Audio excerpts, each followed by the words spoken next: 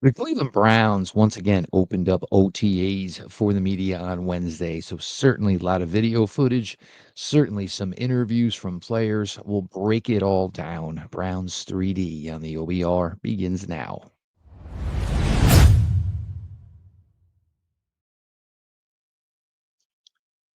Welcome back, my friends, to the show that never ends, your daily delivery of all things Dog Pound Browns 3D on the OBR streaming network. I'm your host, Jeff Lloyd. Appreciate everybody, of course, for all the support here for all of us over at the OBR, whether it is the written content daily from the team of writers here or joining us nightly on the OBR streaming network beginning at 6 p.m. Wednesday. You will have OBR Weekly, Fred Greetham, and of course, Barry McBride. Fred was in the building today. And I will give him his props. As far as the video goes, we don't get much cleaner video than you get from Fred Greetham out at Berea. So thanks, Fred, for all the video footage from today on behalf of me and, of course, everybody else who was viewing along with Fred's account today. Obviously, you always want to talk about the quarterbacks, correct? Right? And the rotation of the quarterbacks similar today to what had been last time it was open to the media.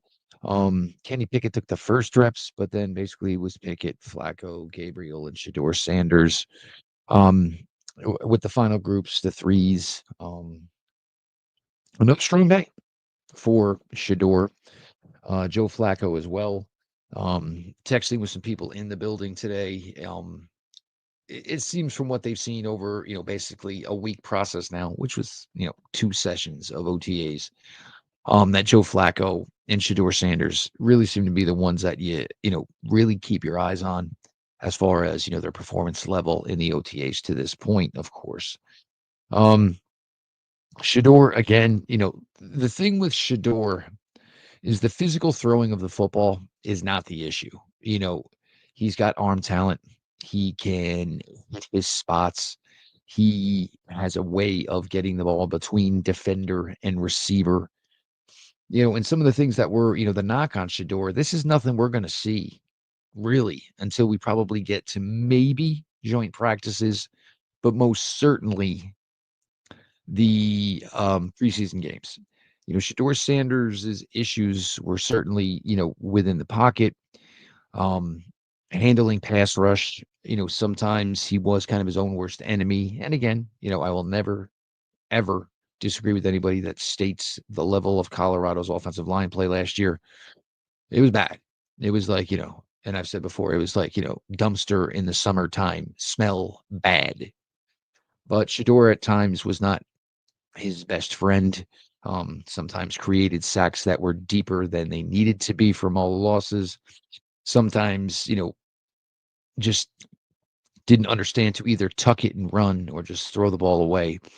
But to watch Shedeur just throw the football, I mean, it'll wow you. The arm talent is there. The arm talent is real. He's got legitimate NFL velocity, ball placement, all of that stuff. And to think Shedeur can keep stacking positives together and then maybe all of a sudden, change the way this room is viewed, come the middle of August, that's certainly more than possible for Shedeur Sanders to make all that happen. We had, there was a video and I put it out of Quinshon Judkins with a ridiculous outside cut. There were the naysayers, oh, well, he didn't follow his blocking, blah, blah, blah. I mean, found an outside jump cut, ran the daylight on a play that probably would have been 35, 40 yards. Was impressive from Judkins. I think we're starting to see that, Judkins is probably this team's top running back right now. Jerome Ford's going to have certainly, a time to battle this out over the months to come, but it seems that this team really, really is enamored with their young running back, certainly out of Ohio State. The play I put up, and I think the thing that was probably interesting about it, and I didn't actually pick up at first till somebody else had pointed it out to me, is in the formation, you had the quarterback in gun, flanked by both Quinshon Judkins and Dylan Sampson. Dylan Sampson kind of did like, a jet motion, to the left side, and it was an inside handoff that was supposed to basically go, up the guard center gap. There was daylight to the outside. Judkins, bounced it out, like I said. Um, but this is some of the stuff I think we're all kind of hoping for is, just kind of you staggering this personnel and just kind of just forever just be throwing different looks and different personnel groupings at the opposing defense. And this is something you can certainly do. The Browns have three good running backs. Ford, as we know, is a plus receiver. Judkins and Sampson can contribute. We'll see if they can make that next step, which makes them even more effective as receivers in the passing game in the NFL.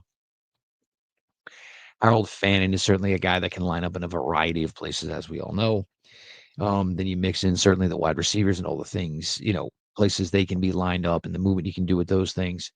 So you get excited about that. And I think, with, the two new backs and with Fannin, you want to see, what exactly, can be done. And, you certainly want to see the creativity because I think that's one of the things where people give Coach Stefanski a hard time right now. And I think not a lot of people go back to 2020 and certainly 2021 in the infancy of this regime and, kind of remember what the Browns offense was resembling back in those days, when Coach Stefanski had a little bit deeper personnel groupings and was able to kind of get in his bag a little bit more, certainly than, he's kind of been forced into doing here the last couple of seasons. Dawand Jones spoke after practice, and I think it's basically what everybody wanted to hear. Dawand took the steps this offseason to, working with someone as far as, keeping the weight in control. And so basically, has somebody basically drawing up the diet and he's been following it. And, for a guy like Dawand, obviously, big, big guy, we say this all the time. So it certainly takes a decent amount of food, to fill up and, satisfy the big left tackle. But there's also ways that it can be done and, be done correctly. That's why these people exist, and I think it's really shows well for Dawand Jones that, he finally, he found a way to prioritize this and, what happened last year and the difficulties, between the injury and certainly between the fact that the weight got way out of hand, north of 400 out of hand, certainly, kind of derailed most of year two for Dawand Jones. And this kind of just makes it easier. You know what I'm saying? When you can just do this and basically what your meals are and everything's aligned for you. And there's a million ways you can do it. You can either hire a nutritionist who's telling you what to eat. There are nutritionists who will basically, cook for you if you want it to go that far, and they will set you up with your meals and your plans. But, you see a guy who's really trying to get out in front of something and, realizing, the old, what is it? My body is my temple type of thing. But, without, handling the body properly for Dawand Jones, he's never going to truly achieve whatever his ceiling for his play is. So, kudos certainly to Dawand Jones for taking those steps. Jerry Jeudy, and it's almost unfair. It really is. Jerry Judy's just kind of really, really doing it right now and doing it well for Cleveland. Offensively, he certainly looks like the best player on the field. Seems to forever be open. I think last season coming over, from Denver, and a guy will never tell you, maybe that all of a sudden they reached a point maybe where they were questioning, their confidence, may have been compromised or now they're questioning themselves, right? But for Jeudy to hit the levels that he hit last year, it certainly has him, riding sky high. Jerry Jeudy probably feels like he did, when he was the All-American at Alabama, and the game and the success and the production came extremely easy for him. And you see it, with Jeudy and just the movement and the patterns, everything. He has so much faith in himself once again that he can be the guy. It's still in there. And, whatever happened in Denver, obviously happened, of course, but that is certainly in the past. And, that player and, the level of play that Jerry Jeudy was giving in Denver, that stayed in Denver because, once he took his act, certainly to Northeast Ohio, Jerry Jeudy has certainly been on his game. And, this is obviously to this point a transaction that the Cleveland Browns are just absolutely ecstatic about because Jerry Jeudy is certainly paying off and paying off in spades. Defensively, you don't get to see a ton here because, basically the entire point of it all certainly is, that there is no basically physicalness involved. You know what I'm saying? The last thing you do is going to risk injuries at a point like this. So, the defense doesn't get necessarily, you know, work. They get the work, but, it's different when you can't tackle. It's different when you can't hit, so things should look better from an offensive standpoint because, you watch these videos and you see this, and basically you see that the offense is kind of to the point where they can kind of go full steam, whereas the defense necessarily can't, so, and that's why once the pads go on in camp, you all of a sudden notice, and, you usually get those first couple of days where, the defense is usually out in front of the offense because they're a little agitated, aggravated, and pissed off. They kind of had to, go soft and basically get taken advantage of a little bit. And now you see these guys are, once you get into pads, all of a sudden things become a tad bit different. A lot of videos out there of Carson Su'esu'e and just him going through drills. And look, Su'esu'e is a smooth customer. And I don't know necessarily, where it or how it came to fruition. You certainly have to believe, that the situation with Jeremiah Owusu-Koramoah certainly helped the Browns as far as wanting to make this move to acquire Carson Su'esu'e and, draft Carson Su'esu'e. But you can just see early on, the type of athlete he is, the fluidness in his movements. And for a guy, again, who just essentially played 1 year legitimately of linebacker at UCLA, special teams his first 2 years, you see it's all there. And I'm going to continue to say this. I really think with Carson Su'esu'e, as much as you enjoy the UCLA tape from last season, you really believe that there's just going to be another jump coming. I really think that Carson Su'esu'e, once he gets acclimated, understands the calls, and has his ability to have everybody lined up, which you're going to ask a linebacker to do, there's going to be a jump for Carson Su'esu'e, and he's just going to hit a really, really just high end pace. I don't want to sit here and say he could be just as good as Jeremiah Owusu-Koramoah, but you take in mind where both players were selected. You take in mind looking at their last year of tape. Of course, JOK at Notre Dame, and of course Carson Su'esu'e from UCLA, and you can kind of see that what you're looking for as far as a playmaker, constantly around the ball, solid tackler, can blitz, do everything. You really, really should have high aspirations for what Carson Su'esu'e can do for this Cleveland Browns defense. If JOK turns out healthy and everything's okay for him come 2026, the Browns are going to have just an absolute terrible, terrible problem for their opponents as far as, two linebackers that can basically play every single down and can do everything you would ask of a linebacker to do in modern day NFL. The stats were recorded again. And again, hey, if that's your thing, that's your thing. Okay. Shedeur Sanders was credited with an interception. But because now we are so putting all of this stuff under a microscope, obviously the ball went off of the hands of a would-be receiver, somehow ended up in the hands of reserve defensive back Nick Needham, who, took it to the house. But again, it was a really, really promising day for Shedeur Sanders. I think one of the things that you get to see, certainly with the red zone, is the ability to just pepper that back end of the end zone. And we know this is something that the Browns have always, liked to do. This is one of the reasons and one of the places where David Njoku has been extremely productive for this team, getting to that back line and either, using physical attributes, jumping, whatever, or just physically bullying guys out of the way, creating the space you need, like you're rebounding to get the ball. The Browns really like working the back line of the end zone, and you certainly got a good, visualization on that a couple of times here today, from this team in the drills that were obviously put out, from many of the media that were in attendance.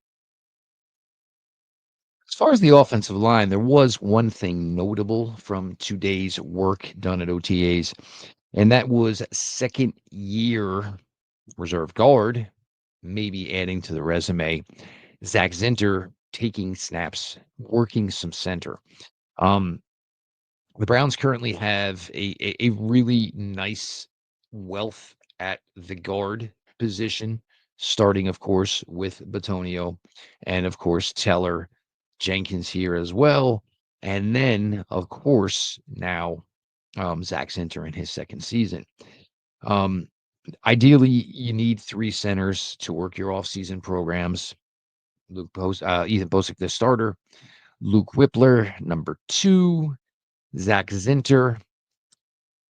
It's been a tough couple of years for Luke Whippler. Injured in both of them, obviously. So where this should be the time where a guy like Luke Whippler is maybe challenging, if not maybe taking over the center position.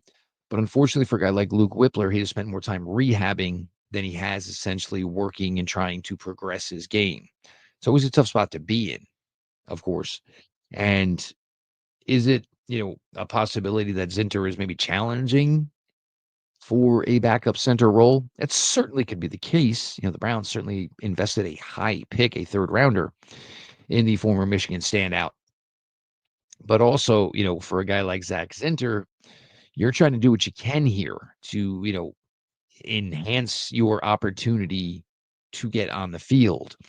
And it certainly doesn't hurt for being an interior lineman to, learn some center and then basically have an idea and an understanding of how the entire offensive line, five, work as one.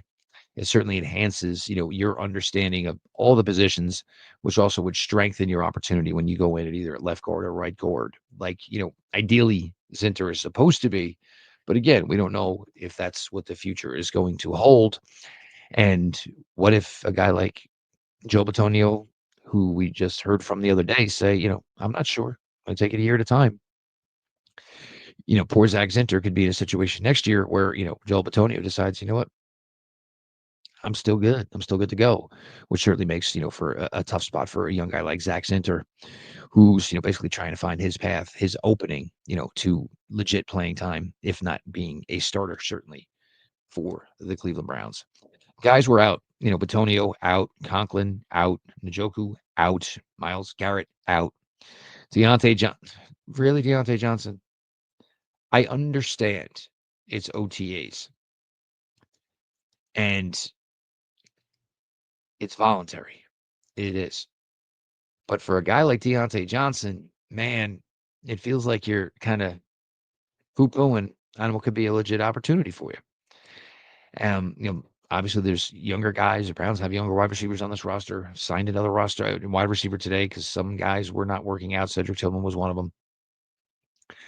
But for a guy like Deontay Johnson, there's nothing guaranteed here, So my thinking would be get in, get at least some work, which is better than not being around and having the opportunity for somebody else that, maybe the Browns could all of a sudden start developing some eyes for and maybe, continue to give more opportunities to, more reps to, and all of a sudden the pecking order at the wide receiver room changes because Deontay Johnson chose not to involve himself. Just, again, I don't care, but for some guys, it seems like, you question the why as to why they may not be participating in the organized team activities. I think the progression to this point from the kids is kind of what you're hoping for. I think everybody's really excited about this young group. Of course, Mason Graham, your running backs, your tight end, The QBs, of course, Mr. Schlesinger. Um, Dylan Gabriel, I think this is just going to be a really, really tough road because, I hate this kind of for Dylan Gabriel because I think, when night two ended, here was Dylan Gabriel. Okay, I'm going to Cleveland. I'm the young quarterback this year. Joe is here. Kenny's here. I'm going to get a lot of opportunity in reps, in camp to get work in because, these guys are veterans. And when that all changed, essentially, 14 hours later from when Dylan Gabriel was originally selected, yes, he's getting the opportunity right now ahead of Shedeur. But the question would be is, who's doing more with the opportunity? Shedeur's playing with the lesser talent, the third stringers, certainly all the, undrafted free agents, the guys that came to minicamp and the Browns kept around just because they wanted to have a lot of guys to work with for their quarterbacks. And it just seems to this point that Shedeur is the one who just seems to have everybody basically coming back to see more of. And now when you factor this, and then you get a tweet from Kimberly Martin of ESPN, who was out here last week. I'm not sure if Kimberly was in Korea today, but basically drops some knowledge that she believes from the talking she's had with some people inside the Cleveland Browns that there's some people who have told Kimberly Martin that they wouldn't be stunned if Shedeur Sanders were to somehow find his way to be the week one starting quarterback for the Cleveland Browns. Again, Shedeur with the ball in his hands and his ability to throw the football, it's just not the question. It's just not at all. Shedeur has arm talent. Shedeur can throw and throw extremely well. Some other things, and this is probably, you know, you're going to find faults in players. The fact that, sometimes he's been rushed so much and dealt with so much of it, at times he kind of got in his own head, or he took more sacks than he should have, or he turned a 7-yard loss into a 15-yard loss because he just couldn't accept the fate of the play. Well, that stuff, hopefully, that can be worked on and improved upon. One would be having more of a legitimate offensive line blocking for you, which from what he had last year at Colorado to wherever he was going to end up in the NFL was going to be the case. Again, it just was not a good situation in Colorado, but in the same respect, you can't just put it all on that. Some of these things, Shedeur, and if he were asked about it, I'm sure he would speak on it and, say that, sometimes, some of those mistakes were on him, but y- you can't teach guys to throw like Shedeur Sanders does. You just can't. So it doesn't surprise me that there may be some people in that building that say, hey, maybe it could happen. And I think it does speak pretty highly, and in terms of volumes, highly in regards to what Shedeur is doing to this point. If he was lazy, nobody would say that. If he was not putting in the work, nobody would say this. If he was doing minimum and just doing enough that he was satisfying, not going over and beyond, probably again, not things that people would say. Also, it's probably a reflection on how he is integrating within the overall 90-man roster currently. And we see it, they have these rookie events and you see Shedeur with his teammates and they gravitate to him. They do. And he certainly has the QB1 mentality. And it is kind of tough for Dylan Gabriel because it just doesn't seem like Dylan's kind of getting And I'm not saying in any way disrespectful, it just doesn't seem like we get to see it. So we don't necessarily how it is working for Dylan Gabriel in this capacity, but it could certainly be difficult, you know, to have two rookie quarterbacks at the same time because odds are, you're not going to be chummy with both. You know, I played receivers. I played receiver. There was quarterbacks, I worked better with. Those were usually the ones I was closer with. It's just it's just a sports thing. You know what I'm saying? Like the personal catcher in baseball that used to exist, for guys like Greg Maddux, et cetera, et cetera.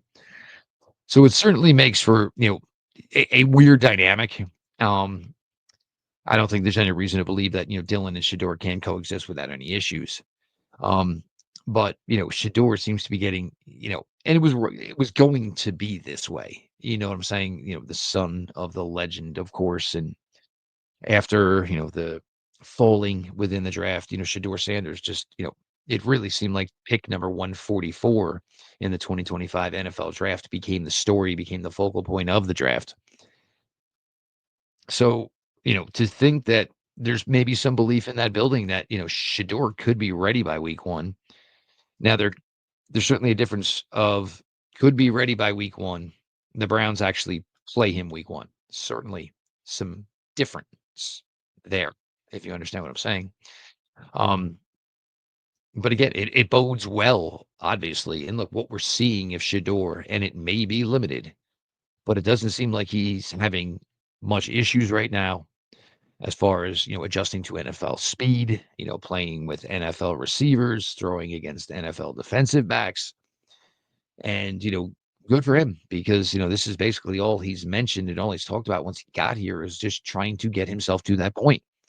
And I will keep saying this and I will continue to say this that, I think there is, it is going to be the case that more games are started at the quarterback position for the Cleveland Browns in 2025 by rookies than will be by veterans. I just don't see any other way that's going to happen. Kenny Pickett would have to play out of his mind, or Joe Flacco would have to, be Ponce de Leon and find the fountain of youth to be able to sustain a 17 game regular season at 40 and a half years old.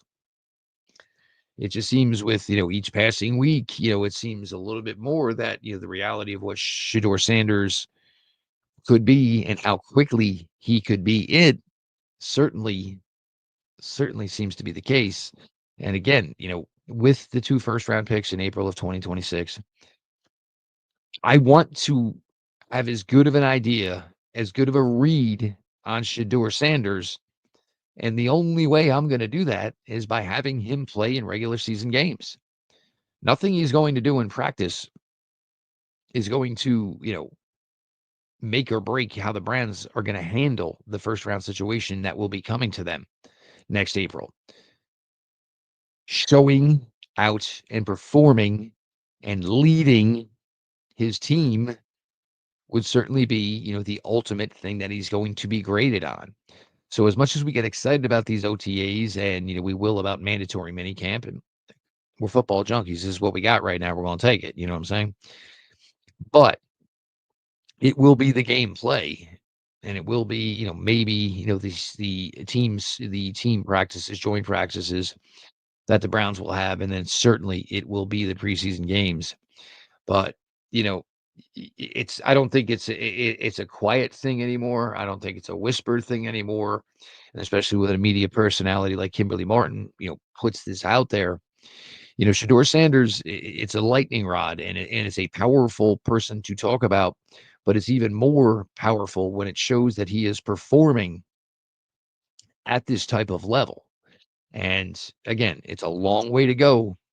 But, when there are things mentioned about him in regards to possibly being ready by week one, it tells you that basically everything that they are hoping for of him to this point, all the boxes are being checked, all the work is being done, even the extra stuff. And if you're the Browns and you're the fans of the Cleveland Browns, this is all you could truly ask for right now. So, we'll continue, of course, here this week here on Browns 3D. Just trying to, give you all we can on basically what we can see right now. As always, we appreciate everybody for all the support here at the Orange and Brown Report. Making it a point to read all the written content every day from our fantastic group of writers. Of course, joining us every evening at 6 o'clock here on the Brown Streaming Network, the OBR Streaming Network, beginning with Browns 3D, hosted by myself. It is Wednesday. Barry McBride, Fred Greetham, OBR Weekly will be coming up at 7 right after us. So make sure you stick around and, get in on that, of course. And as far as everything else, we will talk to you all tomorrow.